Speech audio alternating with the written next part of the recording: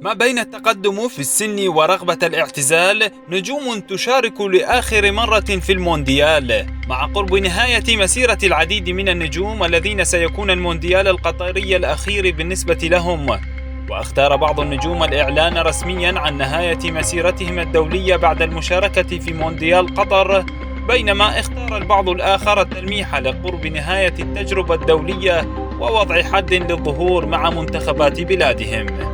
أبرز تلك الأسماء نجم باريس سان جيرمان والمنتخب الأرجنتيني ليونيل ميسي، صدم العالم بإعلان اعتزاله اللعب دوليا وهو في سن 29 فقط، ولكنه تراجع عن قراره بهدف إنهاء مسيرته بالحصول على لقب، وهو ما حصل عليه في صيف 2021 عندما فاز بكوبا أمريكا للمرة الأولى في مسيرته. ولكن بعد مرور سنة واحدة تلقى عالم كرة القدم رسالة حزينة بإعلان ميسي قائد منتخب الأرجنتين وأحد أبرز أساطير اللعبة موعد ظهوره الأخير في بطولات كأس العالم.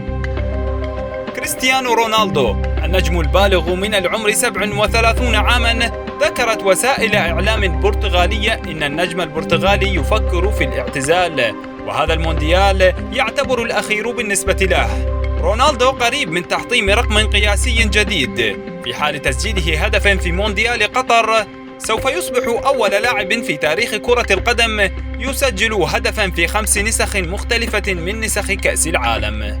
لوكا مودريتش اللاعب في سن 37 عاما لا يزال من أفضل لاعبي خط الوسط في العالم، لاعب مؤثر ونجمه لامع دائما. رغم ذلك قرر تعليق الحذاء دوليا بعد كأس العالم 2022. هذا ما كشفته وسائل إعلام مقربة من نجم نادي ريال مدريد والمنتخب الكرواتي لوكا مودريتش إنه سيتخذ قرارا مهما بعد انتهاء منافسات بطولة كأس العالم. اللاعب بدأ مسيرته الكروية مع منتخب كرواتيا في العام 2006، وحقق معه المركز الثاني في مونديال روسيا 2018 عقب خسارة المنتخب بنتيجة 4 أهداف مقابل هدفين أمام فرنسا، وكان قد توج بجائزة أفضل لاعب حينها في العالم. روبرت ليفاندوفسكي واحد من أفضل المهاجمين في العالم، نجم أينما حل وارتحل، نجم لامع ومتألق في جميع الأندية التي مثلها. يعد ليفاندوفسكي هو أفضل هداف في تاريخ منتخبه بولندا. له في مونديال قطر 2022 فرصة في التسجيل حتى يدون اسمه في تاريخ كأس العالم، واحدا من النجوم الذين سجلوا في المونديال الأخير بالنسبة له.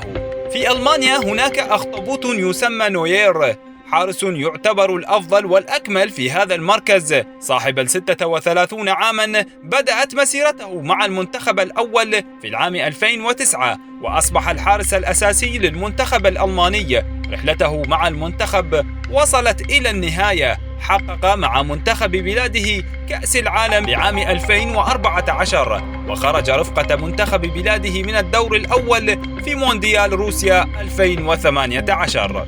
كانت هذه أبرز الأسماء التي ستختم مسيرتها مع منتخبات بلادهم في مونديال قطر 2022.